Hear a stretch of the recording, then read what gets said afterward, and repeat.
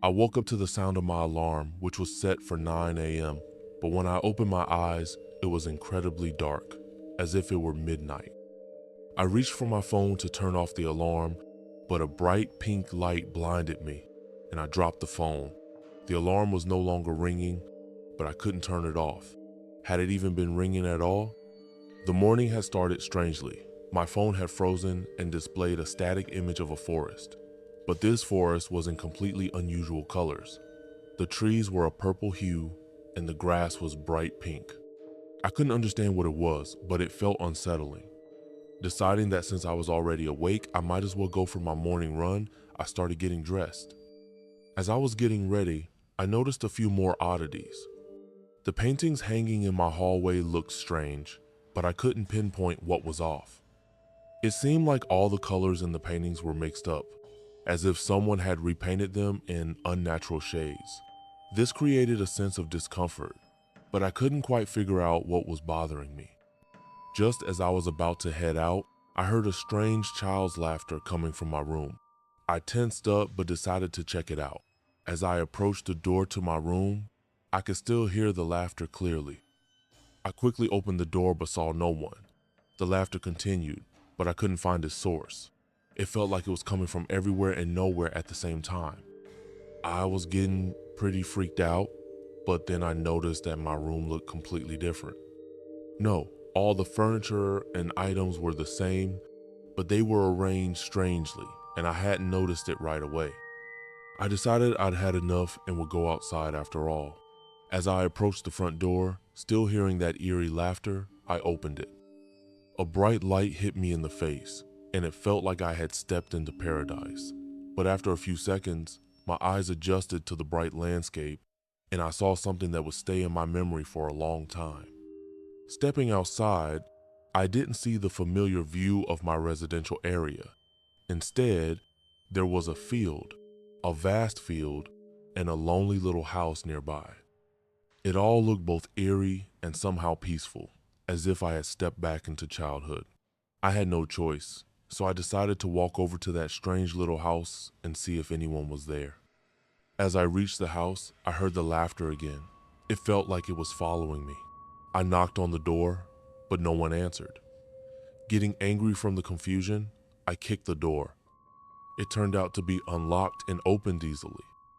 Entering the house, I caught a glimpse of a woman's figure ascending the stairs to the second floor, seemingly unaware of my presence. I immediately rushed after her, but when I reached the top of the stairs, I was stunned. The stairs led to nowhere. At the top, I faced a wall with a strange portrait of the same forest I had seen on my phone. But where could that woman have gone? I couldn't understand where the heck I was. I felt like I was slowly going insane. I needed to get out of there, and fast. I rushed out of the house, but holy crap, there was no field or my house in sight, only a forest, a vast forest with purple trees and pink grass. A path led from the house straight into the woods. Suddenly, the same woman I had seen in the house emerged from behind one of the trees. She wasn't running or hiding, just walking, not looking back at me.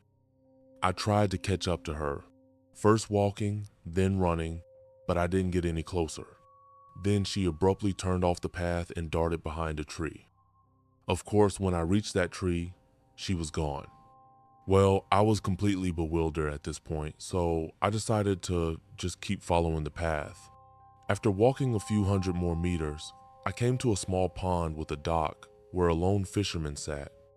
I called out to him several times as I approached, but he didn't react. When I reached him and tapped his shoulder, he turned to face me slowly. It was an old man about 70, with a wrinkled face and a strange smirk.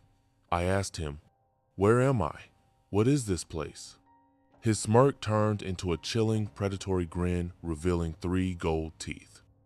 Without opening his mouth, he said, "There's no way out, no way out, no way." He then began to laugh eerily and loudly. I stumbled back, almost falling into the water. But then I heard that laughter again, the same one that had followed me in the house. I turned to find its source, but as before, there was nothing. When I turned back to the old man, he was gone. This place defied all logic. At that moment, I started to accept my fate, sat down on the edge of the dock, and began to wonder what could have led to my being here. But then I heard a woman's voice behind me, calling my name. I couldn't make out what she was saying, but I felt she was calling me. My body began to rise against my will and move toward the voice.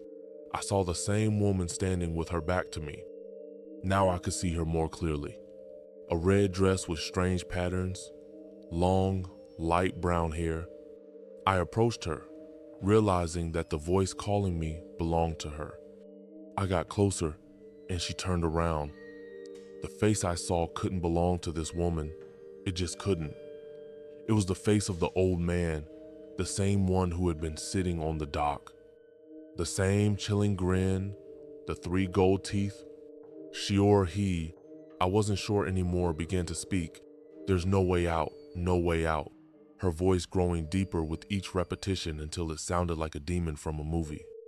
The pond behind me disappeared, and I was surrounded by an impenetrable forest. More women with the old man's face began to emerge from behind the trees, all looking identical. They surrounded me and began to chant in that eerie, demonic voice. There's no way out, no way out, no way.